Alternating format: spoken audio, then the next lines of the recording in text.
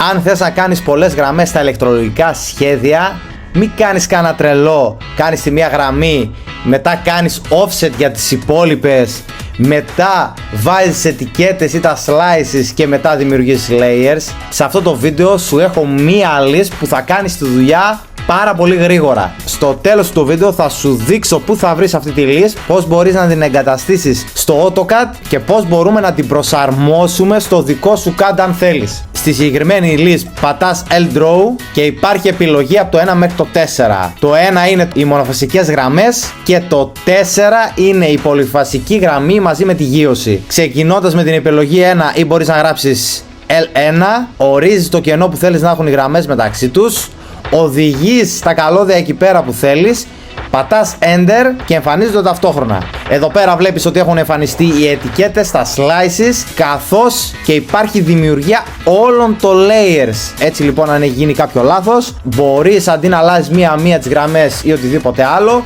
να τις αλλάξεις μαζικά από τα layers. Μετά μπορείς να πληκτρολογείς την επιλογή 2 ή L2, ορίζεις κενό μεταξύ των γραμμών, τραβάς τα καλώδια εκεί πέρα που θέλεις, σε όποια κατεύθυνση θέλεις, είτε διαγώνια, είτε πάνω είτε κάτω, και η εντολή είναι προγραμματισμένη έτσι ώστε να έχουν πάντα την ίδια απόσταση μεταξύ τους. Πάτα Enter και έτοιμο. Με την επιλογή 3 ή L3, η οποία αναφέρεται σε τριφασικό σχέδιο, κάνεις ακριβώς την ίδια διαδικασία.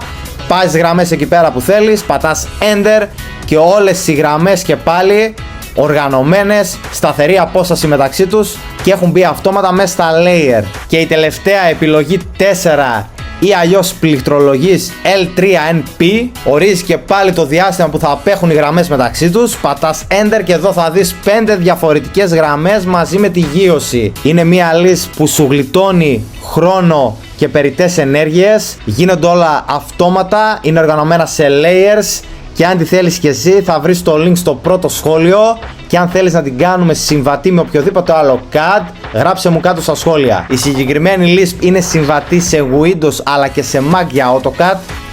Μπαίνεις μέσα στο περιβάλλον του AutoCAD, πατάς App, βρίσκεις τη list στον υπολογιστή σου, κάνεις Load, κάνεις Open και μετά στο περιβάλλον του AutoCAD πληκτρολογείς την εντολή L-Draw ή τις εντολές που είπαμε μέσα στο βίντεο. Αν θέλεις να την έχεις μόνιμα μέσα στο AutoCAD, δηλαδή αν βγεις από το πρόγραμμα και ξαναμπείς μέσα σε αυτό, τότε πάλι πάτα App, πάτα την επιλογή κάτω το μικρό βαλιτσάκι που θα δεις μέσα στο παράθυρο που άνοιξε, φόρτωσε την μέσα, βγες στο βαλιτσάκι και τώρα κάθε φορά που θα ανοιγοκλίνεις το AutoCAD, η list παραμένει μέσα και δεν βγαίνει. Κάνε ένα subscribe στο κανάλι μου για να δεις κι άλλα τέτοια και τα λέμε στο επόμενο.